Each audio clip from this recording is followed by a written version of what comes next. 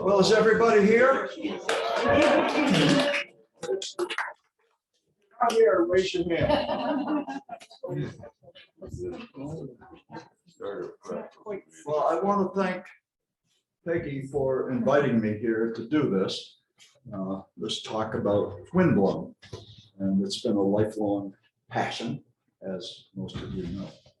And, I'm going to take you on a very personal journey. It was my journey. Everyone here has had a journey. And tonight you get to hear mine. So, how many people here were alive in 1956? What is this, elder hostel? I thought this was a gathering of skiers. Okay, 1956 was a important year for me because it was the first year I skied. And here's the story. I was a 10-year-old Boy Scout. And we were at Groton Country Club, Groton, Mass. They have a little rope tow and they had a toboggan hill. Well, I didn't have ski equipment. So I had to go over to the toboggan hill, and I got bored after a little bit, and I went over to the rope tow area. It was just 2 slopes, 1 rope tow, and I was just fascinated by these people sliding down the hill. And my scoutmaster, how many have seen Band of Brothers? Band of Brothers? Okay. Do you remember the captain who was inadvertently shot by his own men in the leg? Moose Heiliger. That was my scoutmaster. So he walked with a limp, and everything he had was Army issue, all the web gear and whatever. So he saw me staring at the skiers going down the hill, and I must have looked kind of longingly, and he motioned me over, and I was a little guy at the time, and he put me on his shoulders, and off we went. And we got halfway down the hill, crashed and burned. That was exciting, I tell you. And so all summer long, I bugged my parents. All I want for Christmas is a set of ski equipment. And on all summer. I'm surprised they didn't take my mouth shut. So anyway, that Christmas, sure enough, Christmas morning, there it was. It was wooden skis with the metal edges that were screwed in. And it was the square-toed boots with a strap over the top and the bear trap bindings and bamboo poles. That was state of the art. And anyway, so every Saturday, Moose took us out on a ski adventure. It didn't matter if there was 2 feet of snow or 2 inches, and we would sidestep up the hill or herringbone and then make whatever turns going down. So at that time, there was the Alberg technique. Remember that, Mike? You probably taught that. It's where you swing around.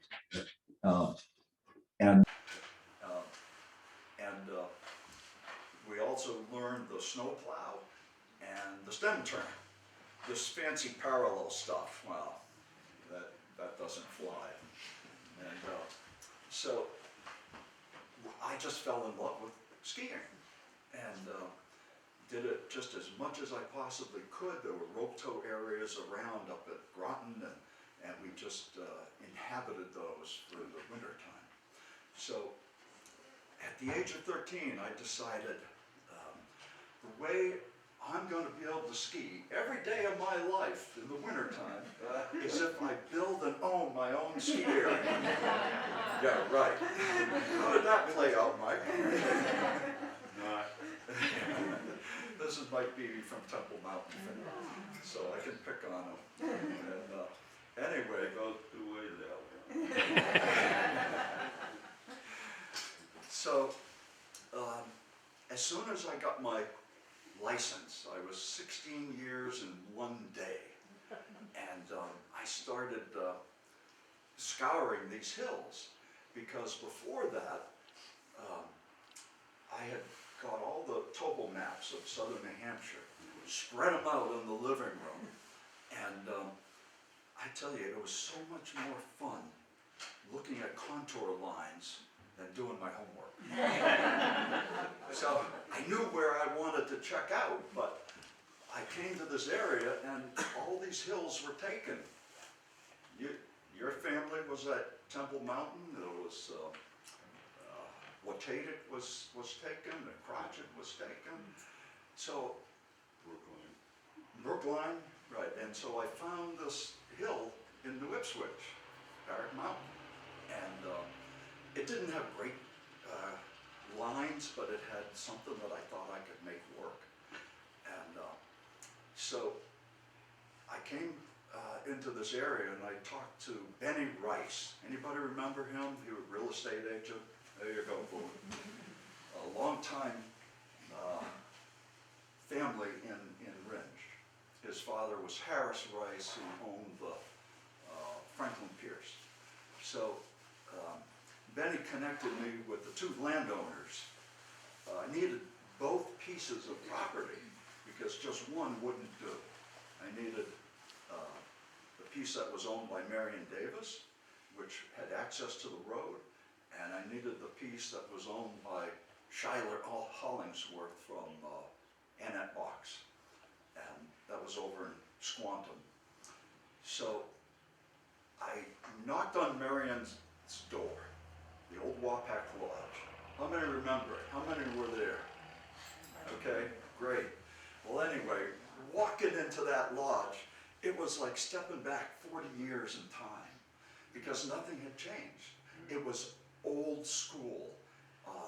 There was a kitchen range with, you feed the wood and the copper tank that made the hot water right next to it, soapstone sinks, and there was Marion, this robust, healthy, active woman in her young 60s. And there was Mr. Davis, who was in a rocking chair, and he was in the last stages of his life. He had cancer, shawl pulled up over him. And so I told Marion what I was interested in. And she said, well, I was interested in the land to the west of the Wapack Lodge. And she said, well, we'd have to draw a dividing line. There's a cottage up there, and which I didn't know about because I hadn't really gone on the land yet. So she said, well, let me think about it. And I came back about a month later, and I tell you, this was a tough woman to negotiate with. She said, I'll sell you the 88 acres of land and the cottage. I want $5,500 and I won't take a penny less. I knew I was getting the deal of the century, so I'm not going to negotiate that one. Anyway, later on, Marion and I became really close friends. I know I'm jumping ahead, but I'll get back to the chronological time. I had a plow route for 10 years, and I plowed Marion's driveway, and everything, it didn't matter if it was 2 feet of snow or 6 inches, it was $5. And she would wait on the deck of her trailer, and she'd be waving the $5 when she'd see that I was almost done plowing. And she was the last one on my route because to get my $5, I had to go in and have tea and cookies. She was tough. So anyway, I came up with this thing, and here's this $5 business again, that I needed both pieces of land. So I had Shiloh Hollingsworth and Marion Davis sign a piece of paper, and I gave them $5 to seal the deal, that I needed both pieces. If one of them backed out, the deal's off. So anyway, I brought the paper over to Norm McKechnie, and he just recently retired. And he was a new lawyer at the time. He's kind of shaking his head. Yeah. So anyway, the deal went through, and I borrowed the money, $15,500 from my grandfather, and he gave me the greatest deal you could ever imagine. There was no interest while I was in the military or in college. So I ended up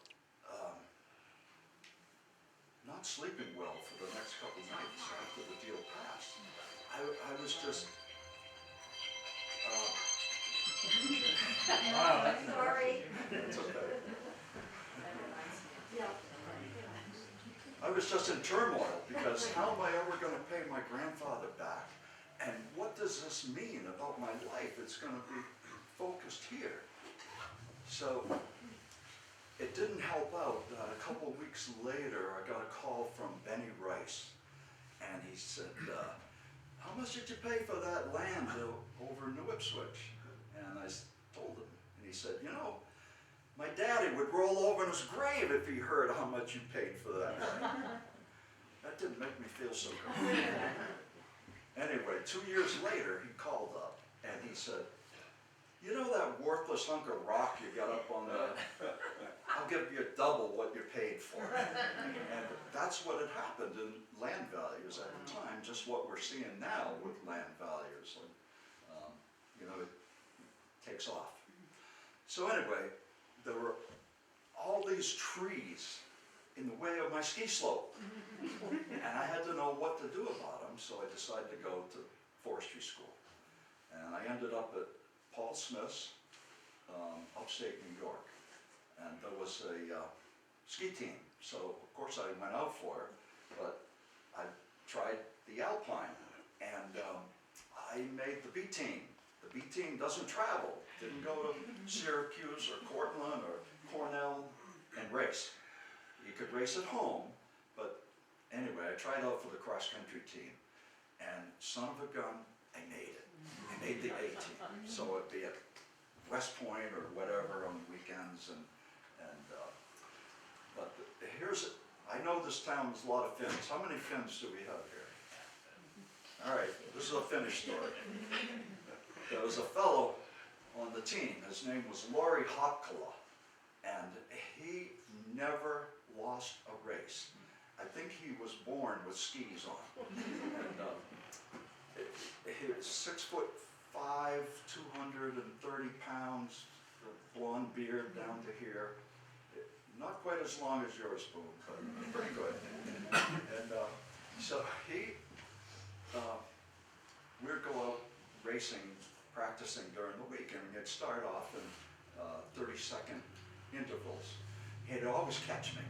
And instead of being nice and saying track or excuse me, because he's about to pass me, he would come up behind me with this Norse roar, and I would flip off the trail and end up at the snowbank. And then he had great sport for the next month telling stories about this. So anyway, after college, as most young men at that time, we had to deal with the military. What's going to happen? And so I wasn't going to shoot myself in the foot. I wasn't gay. I didn't know what to do. I tried out for the Peace Corps, but I was not successful, and that's another whole story. So I ended up joining the Army in the spring of '67, okay? And 10 months later, I became, like Stevie Riggs, one of the scariest dudes on this planet. What, Steve? Second lieutenant with a map. So, that was quite an interesting experience, because in the spring of '68, as you can remember, I saw a whole bunch of hands going up. There was the turmoil in the campuses, and also the streets of East Coast, West Coast, there was assassinations. It was a crazy time. And so I was training troops at Fort Devens with gas masks, fixed bayonets, and we were prepared to go into Newark. I had my best shot with live rounds with me. And that was something I just prayed I never would have to do. To kind of balance that, I would come up here on occasional weekends and just go for walks in the woods, the land that I owned. And it would give me a little bit of balance there. So we were supposed to go into Newark at 5 in the morning, and at 2 that morning, we were told to stand down because the New Jersey National Guard had gotten control of the situation. So that was very fortunate. Anyway, the fall came and I received orders for Vietnam. And I served as a combat engineer platoon leader in the Central Highlands around Pleiku, Kontum, Dak To, Ben Het. They're all names that are stuck in my memory. Thankfully, I got an early out to go back to school. So October 10th, 1969, my parents picked me up at Logan Airport. And my sister was in the car. And we ended up in Kenmore Square. You know the bridge going over to the Red Sox? Okay. Right there on that bridge, the protesters, peace protesters, October 10th, peace demonstration, had spotted me in my uniform. And my dad said, roll up the windows and lock the doors. So people started rocking the car. It was pretty scary. And without getting too heavy about it, I mean, I was still in combat mode. And 36 hours before, I had turned in all my weapons. And I had nothing to defend my family. So I got home, and that next morning I left at 3 a.m. and drove up here, parked in Marion's driveway at the Wapack Lodge, and hiked to the top of Barrett Mountain. It was dark, it was icy, there was frost, and all I had were my combat boots, which were designed for warm weather, so on ice they didn't hold. I needed ice screens. Didn't have them. So I grabbed trees, and anyway, I got up to the top before the sun rose. And you can go up there today and you'll see a fairly good-sized stone, a glacial erratic. And I climbed up on the top of that and waited for the sun.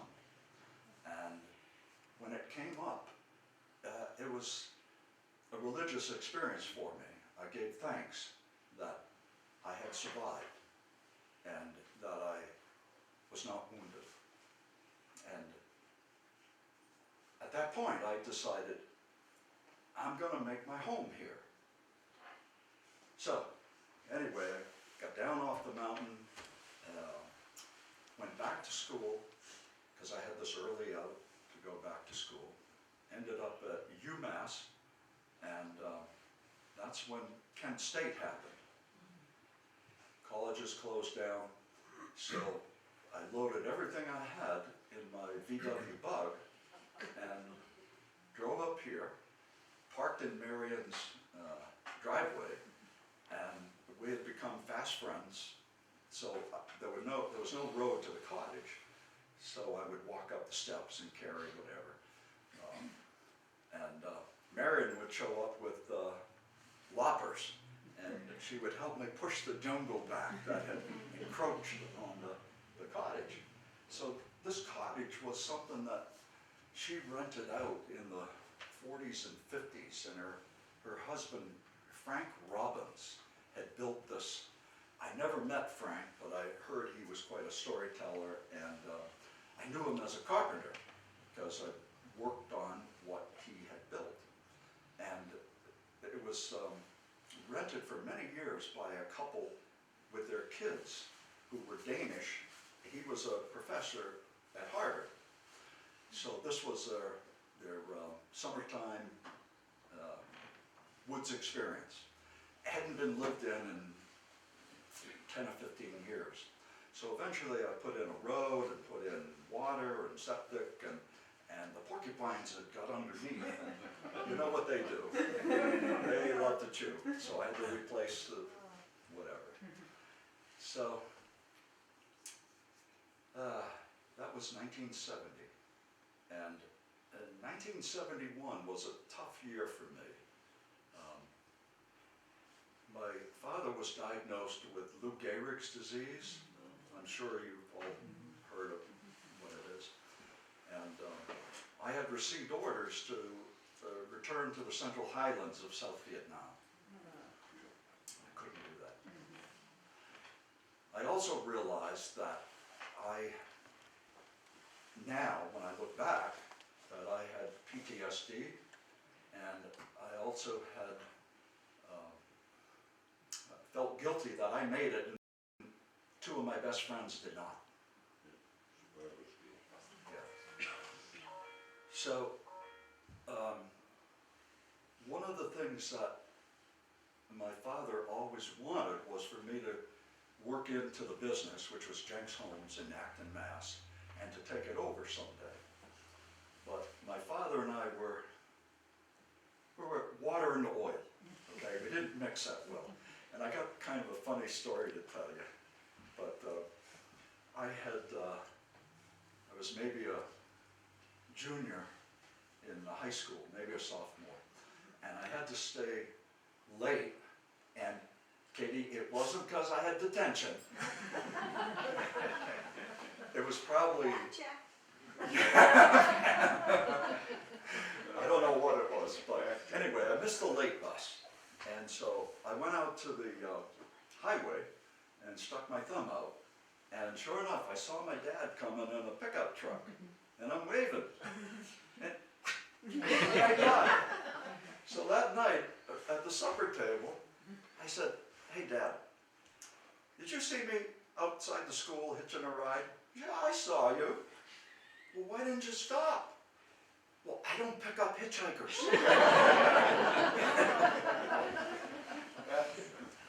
Anyway, I knew my dad was dying, and so that fall, I left New Ipswich, went back to Acton, and moved into my bedroom where I grew up, and rejoined the carpentry crew that my dad had. So it was good being close to the family again in this period of time. One of my best companions that whole 1970 and 71 was Bonnie, a black lab, wire-haired, something or other. She was a lady with a beard, and we went everywhere together. She was something else. In fact, I would take her up to Crotched Mountain, and she'd ride the chairlift with me. And that was back when you could get away with stuff. And so she would run right down the lift line and wait for me at the bottom. And so we'd get on the chairlift. I had my arms around her, so I didn't want her jumping off. And I tell you, the lifties had some fun with that. About, my girlfriend looking a little off. Anyway, on and on. And anyway, she got run over and killed on the highway. So with everything, I was pretty devastated. And I was a mess emotionally. Physically, I was fine.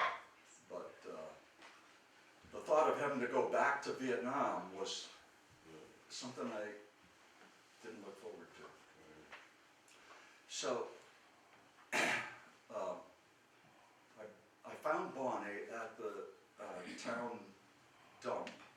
She was in a pit with all the other dead animals, and I fished her out and cleaned off the maggots and brought her up to the cottage and buried her in front of the cottage. And after that, I just put my pack on my back, went down to the road, stuck my thumb out, and 2 months later I ended up in Aspen, where I had ski bummed many years before. So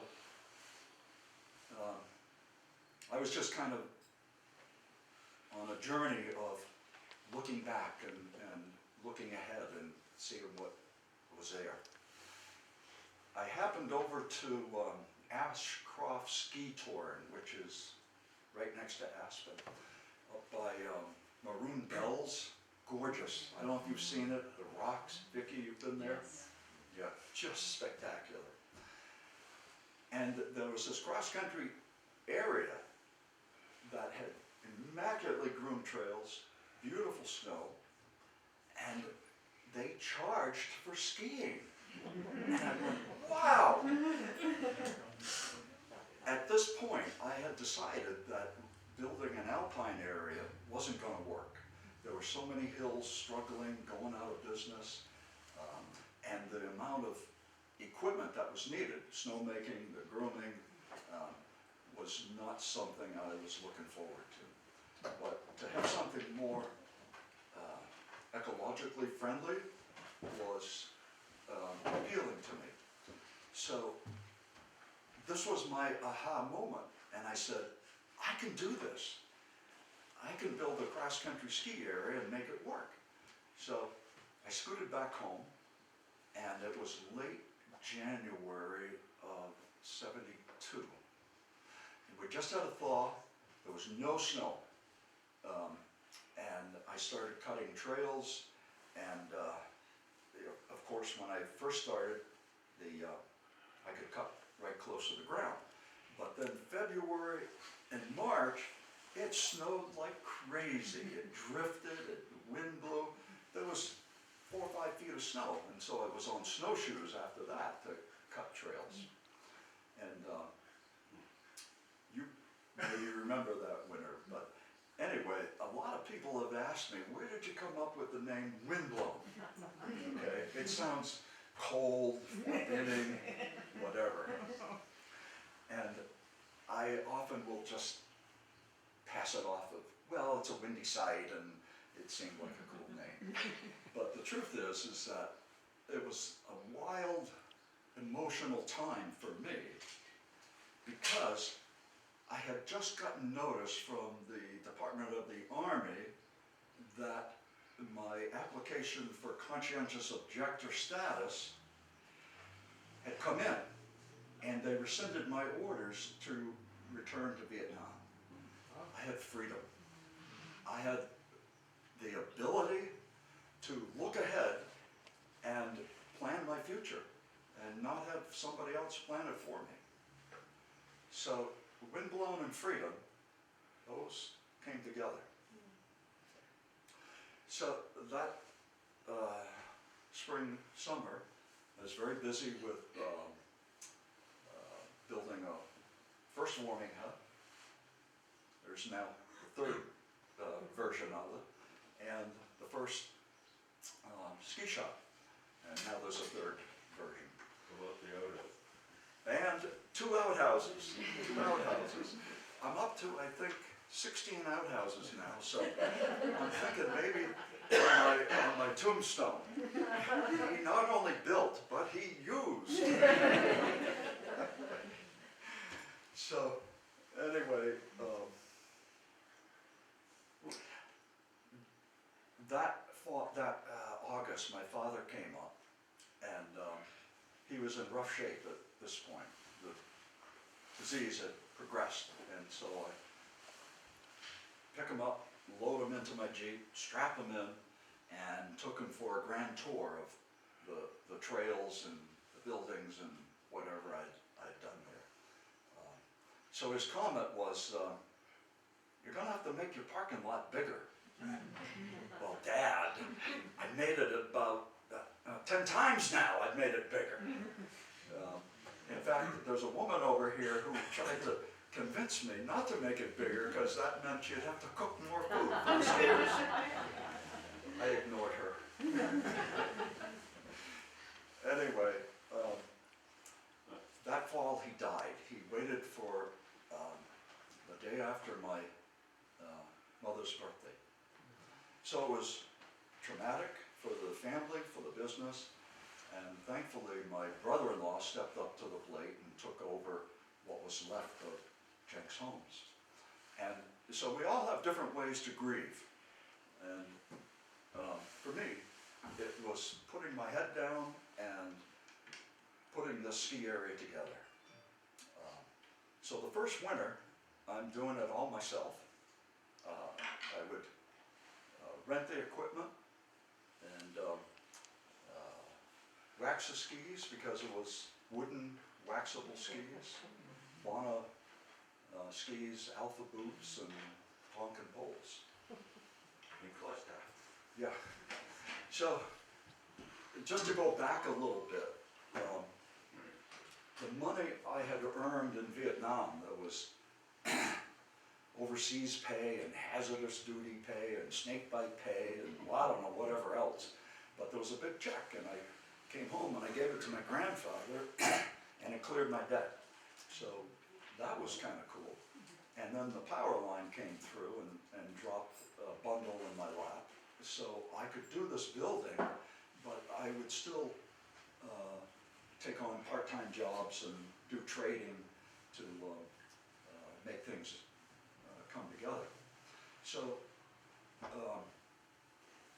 that fall, 72, was the opening day, and I can't remember when it was. It wasn't a great winter, but it was okay.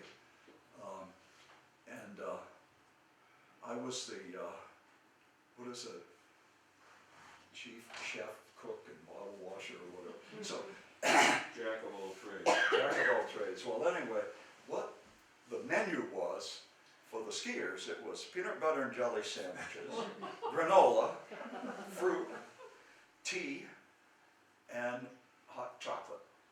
So, what else do you need? But in those days, the snow would come and I'd have to snowshoe the trails and then ski a track in. I had no grooming equipment.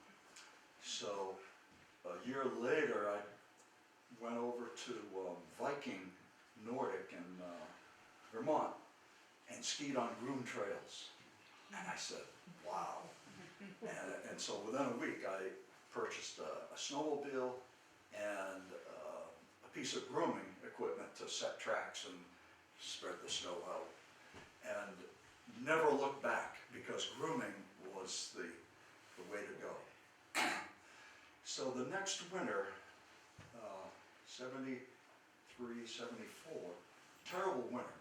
There was only 6 days of skiing around the February vacation week. And I was broke.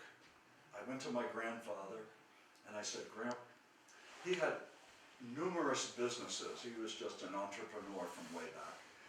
And I said, Grandpa, this isn't working out for me. I'm gonna have to sell and move on and try something else. I don't know what, but I'll try something. And he said, just give it another year or two and see how it plays out. Well, I gave him 46 more years. I think he's off my back by now. Anyway, the 70s came and the snow started coming and then I needed help. And there was this young fellow right here who showed up, Eric Dermer. And he started pitching in and making things happen. And the two of us worked well together and would end up over at the Folkway on a Wednesday night because it was open mic night and we could nurse a beer for the whole night. That was entertainment. And so at one of the Windblown parties, he met this lovely lady sitting next to him, Connie. And Connie became I mean, she is and was an artist, but she became the Windblown artist. So this is Connie and her artwork for many years. Maps, artwork, whatever. And so far they haven't hit me up for the responsibility of their grandchildren because I'm the one who connected them. I know. Yeah. I know. We were married on the top of Bear Mountain. That's right, and you come back every year on your wedding day, and we don't go up there, we leave you alone, whatever happens on the top of Barron stays on the top of Barron. Except the drones going past. We Oh, see them now. okay. So, all right, the early 80s, Eric was still around in the picture of some sort, I can't remember, but Windblown East, Steve and Francie, oh, there they are, son of a gun. We had some low snow years, and their fields, you could ski on 2 or 3 inches of snow. And so it worked out great to start the season there, and if there was an overflow, is to have them go down there. It was a great teaching area. And my trails set up on the hill weren't smooth enough yet to handle 4 or 5 inches of snow. So Steve built the ski lodge, and Francie, I don't know if you did the cooking, but you called them wind dogs. Yeah, right. Chili and window. Chili and wind dogs. They're a hot dog, but anyway. Steve tried pulling a fast one on me because he said, I want the food concession, but I want you to deal with the outhouse. I said, no, Steve. It's your food in a different form, and you deal with it. But Eric, But who had to clean it? yeah. So this is the map for Windblown East. You remember this, Steve and Francie? Okay, I want to question a couple things here. Okay, who did the verbiage? Was it you, Connie? Connie did. Connie? Honey, Are you just, Wait, are you just blaming we me? still have the Did map. I really not? They had the original. Okay, Oh, yeah, the big one that I did my hand. all right. It's all coming back. It says here, ski and control, have a happy day. How is that possible? You want some excitement in your skiing. You want to be right on the edge. Okay. And the other thing that I question here, our trails are young and as yet nameless. Your suggestions will be appreciated and may assure you a place in history. Now, I remember that you had a dog trail, right, Steve and Francie? And I think that it should have been called the Loop the Poop Trail. So, who wants it on their gravestone? I named the Loop the Poop Trail. Now, you can raise your hand if you, it's still out there. Anyway, so. That makes a nice mix with a cluster. Right. Yeah. So, the mid-80s were really active. It was snowy. It was where we did the most numbers of people. And it's when I met Irene and we had 2 sons, and it seemed like everybody else was having kids. Crystal, you had kids? Yeah, a little older than yours. Oh, okay. But they were skiing there. Yeah. So there was this Bill Cloak Youth Ski Club, and I don't know if you're familiar with Bill Cloak, but he was Olympic silver medal in 1980. Yeah. Something. Okay. Anyway, we have this young fellow, John Trainer, who was the coordinator of the Bill Cloak Club. I don't know how you did it, John, because you're out there 5 days a week working with 4th graders, and then you come up to Windblown on weekends, and you're chasing these kids all over the place. And his wife, Deb, next, I think it was your brownies, Deb, that got the kids to come back week after week. But there would be, I don't know, 20, 30, 40 kids playing soccer on skis without poles, so they wouldn't shish kebab each other. And it was just, those were exciting times. And for me, it was a time that I bought my first snowcat. Anybody ever hear of Tucker snowcats? Okay, that was the thing. They're pretty much used for snowmobile grooming, and so anything that I did with them, I had to drag a roller or a scarifier or whatever, and then set track after that with snowmobiles. So this was a step up from snowmobiles, but it was the late 90s that I bought the first piston bully, and by this time I was on to the third ski shop, which was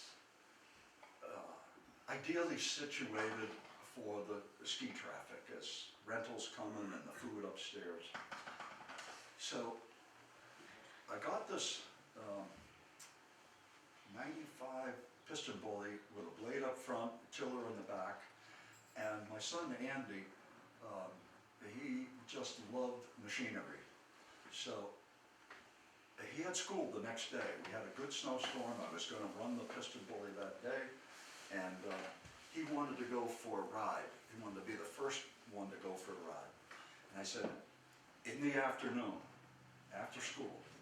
Well, son of a gun, the little guy, 10 years old, he slept at the foot of the stairs, and so I tried sneaking over him, and of course he woke up, and I couldn't deny him. So anyway, he skipped school that day. So, and the story goes on that he would reach his little hand over and start punching all the buttons on the snowcat to make things go up and down, whatever. And eventually he took over the grooming and some of the plowing. He's just a master groomer. And I've skied all over the Northeast, and no one did it better than Andy. So let me talk a little bit about food, because eventually it got better and better and better. And the peanut butter and jelly, well, yes, that was still on the menu, but it was like way down here. So the first person to serve food was Ferris Urbanowski, and she was a great cook. She lived at Wildcat with you folks, and then there was a succession of people, but there was this woman who's hiding right here.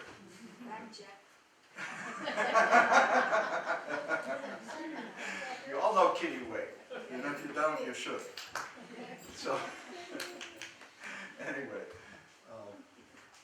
here's Kitty upstairs in the second ski shop, singing away at the top of her lungs, banging pots together. I'm downstairs trying to make a sale of the day. So I politely said, hey, would you keep the noise down? And so then there's this stomp, stomp, stomp. Shut the hell up down there. Okay, I thought I was the boss. And that's a true story. I said, Al, please be quiet. No, I don't think so. So then there were different other people who would do the cooking, and one memorable person was Eva Rudepold, and she's not here because she's out in Montana visiting her daughter with her husband Ella, and they're from Estonia. Well, actually they grew up in Buffalo, but their parents had just come over, so they spoke Estonian at home. And I tell you that for those 4 years, the skiers had some fantastic food. All this home-cooked Estonian food, because Eller's sister came over. So the two of them, Eva and, I can't remember her name now, Eller's sister would be talking in Estonian. And I assumed they were saying, wow, what wonderful boss we have. But I'm not sure, because I don't know Estonian. I could just only assume. Anyway, I don't see her here, but who knows Chris Johnson? Everybody know Chris Johnson? Yeah, she works up at the flower farm. She had a restaurant, Heart's Desire, and she would make these big vats of vegetarian chili. That was the big item. And when she had the restaurant in Greenville. So I heard she was closing down. I went over and grabbed her and I said, look, I need you. And so for 5 years, the last 5 years, she was the cook. And I tell you, man, if she were a drill sergeant, spit, spot, everything was in order and taken care of. And, but one thing that I had to harass her almost every weekend, she would make 1, 2, 3 dozen muffins, very berry muffins. And I could always find one that didn't meet my standards. And I wasn't going to throw it out, so I had to eat it.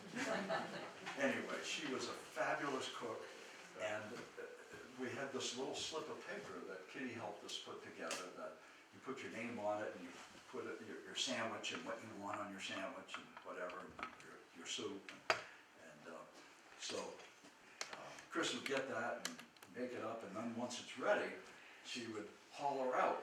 And I tell you, it would be like, Harold! The skier would, oh, it's me! And trot over. So, anyway, Andy and Julie at one time had an interest in taking over the ski area. This was in the 2015 or so. And after 3 or 4 years, they decided it wasn't for them. So, for whatever reason, I decided that I wanted to do 48 years. I don't know, 4 times 12, 6 times 8, 2 times 24. It just felt right to me. So I pestered Andy to groom for 2 more years.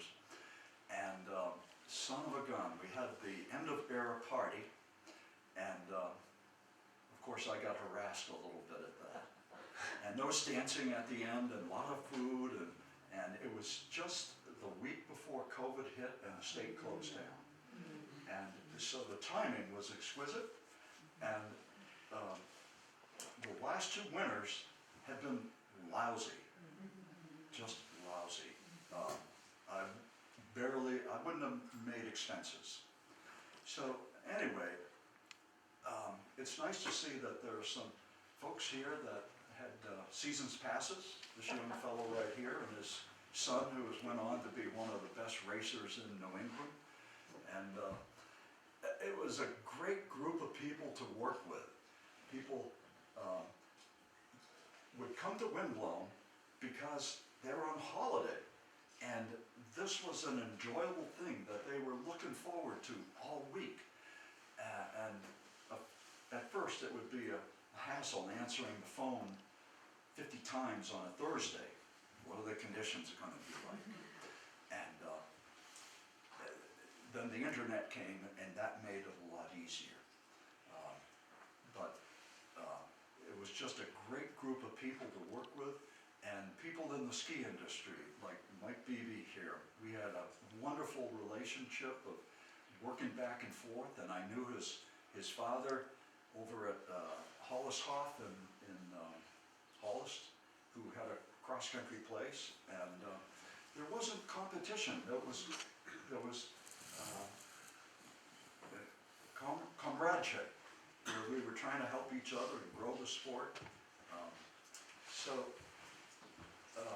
Mike, do you want to say anything about the Tempic tour that we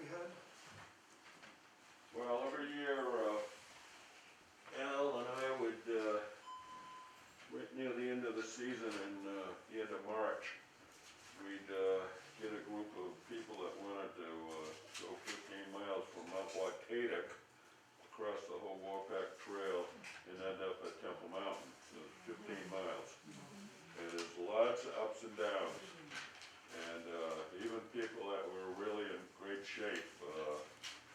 You know, near the end, they were dragging back. We did that it was kind of the end of March. And in the old days, you know, the season went into the middle of April. But then, of course, with climate change, it's bizarre, it's the new normal. And a lot of times, you know, by the middle of March, sometimes the bottom just dropped out. So, Yeah. but that was always an enjoyable time. Yes, and it was wonderful to have the crew come in, all sweaty and looking for something to eat, and before they, you know, could Right. head the rest of the way. Yep. Thank you, Mike. Yep. So I want to go through my list of folks and make sure I got everybody, and there's people who aren't here that I want to say a couple of words about. First of all, other instructors that did a fabulous job were Peggy Brown and Michelle Michelle, she's here. She gave the greatest skate lesson. Everybody know what skate skiing is? You know, most people don't like teaching it because it's a hard thing to do and learn. Anyway, Michelle was our skate instructor. Peggy loved school groups. She would always get school groups going. And who remembers Kim and Betsy Rode? They lived just down the street here. They were instructors and they worked as a team. And let's see,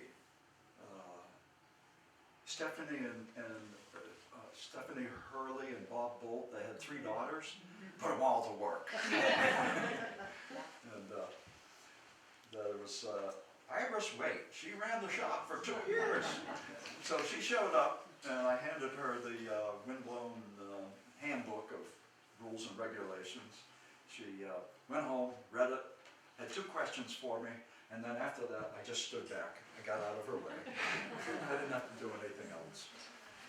And let's see, Therese, you helped in the shop a bunch, and I remember you were out to here. And, yeah. May 7th, so I was pregnant all the way through that season. Yeah, Before May 7th, yeah. there you go. And you survived that. And Jim, anytime I needed an extra pair of hands, he'd come over and help out with construction. And where's Bill? Bill, where are you hiding? Oh, Bill did everything. Ski shop, parking. I think you even knocked the cone down in the outhouse. Everybody knows about outhouse cone. Anyway, he did everything. And a buddy of his, Dave Hunt, also would be in the parking lot. And Dave was a teacher at the school for many years. And he wore this red and black checkered hat, and I swear he looked just like Elmer Fudd. He would provide color for the folks. And Vicki, your son, helped out with parking for a number of years. And okay, can I end my spiel with Luella? Oh, God. Luella, can I tell him the story? Yeah, you told me you'd say this tonight. Okay, Luella was gifted with short stature genes.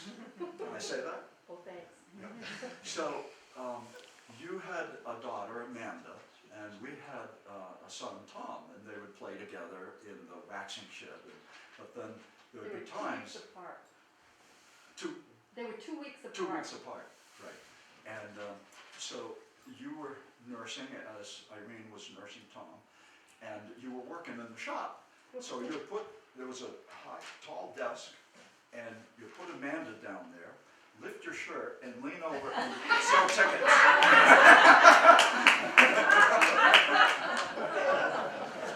Multitasking. So,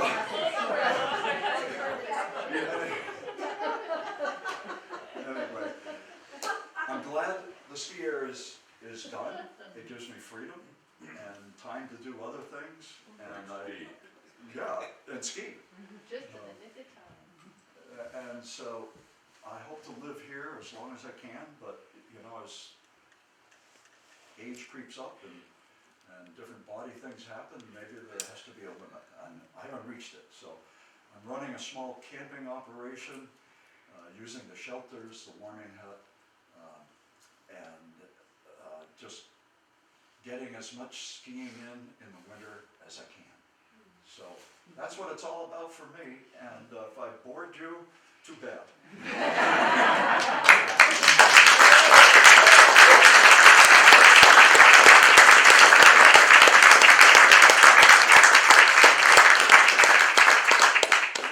Questions? Yes. I live on, How, what? I live right close to Timber Top. And this summer you were doing some logging on the edge of the power line. Yes. Was that just to clean out trees or just to log? For many years, well, most of us were here during the ice storm, and I had a lot of logging after that.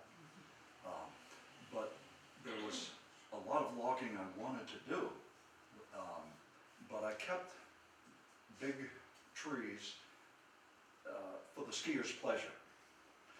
Now without the skiers, I feel I can go back to my forestry background and thin out the woods. The woods are, in many places, were overgrown, and the trees are only healthy for so many years.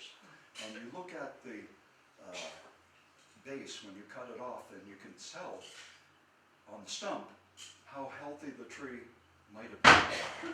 And there's logging that I did this winter on the Timber Top Road side, and I also had another crew on the east side of the property.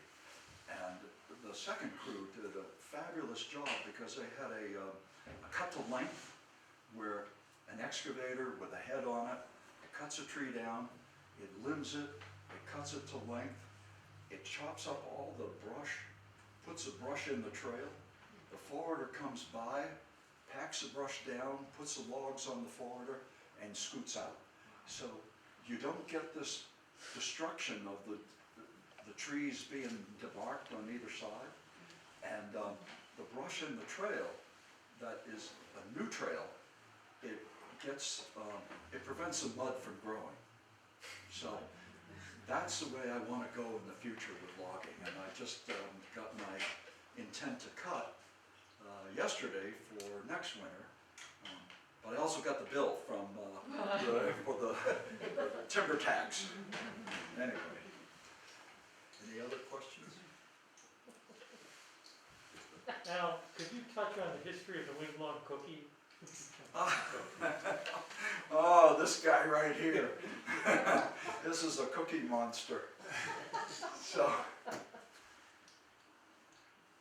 there was Mrs. Fields or somebody like that who, yeah, you'd go to the mall and there was a cookie stand and they were very good, very chocolatey, and the woman wanted, a customer wanted the recipe, and so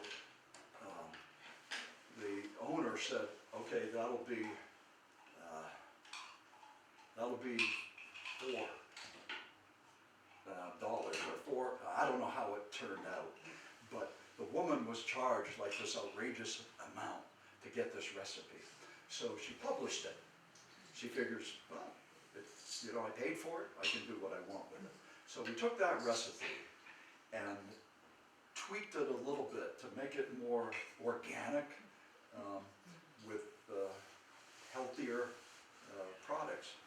And this guy right here, after skiing, you'd show up and buy Quite a few. 5 or 6 cookies and take them home with you. Doing good? Yeah.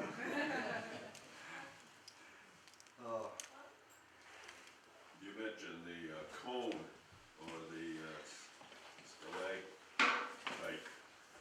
You could tell whether you had a good season or not. If you had times you couldn't put the lid on it. Yeah.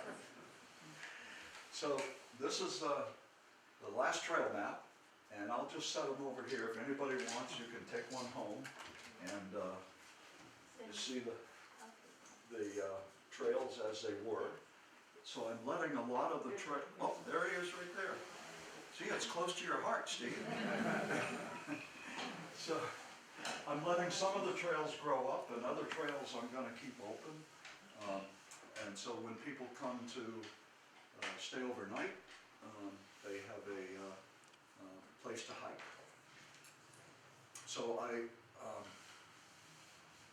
I have the Wapack Trail going through the property, and I would be in big trouble if I didn't allow it, because Marion Davis, she was on my case. You better always allow the trail to go through. So I've had to change it a couple times, but the folks who maintain it, the Friends of the Wapack, they just do a fabulous job. Rick Blanchette, Mike Brisbois, and they're so gracious to work with. And it's really such an advantage to this whole area here, of people coming in, appreciating the nature that we have. And I imagine there's people that had moved to this area just because of the Windblown. well, yeah, but because of the possibility of outdoor recreation here. So that's what it's all about, outdoor recreation. Thanks, Al.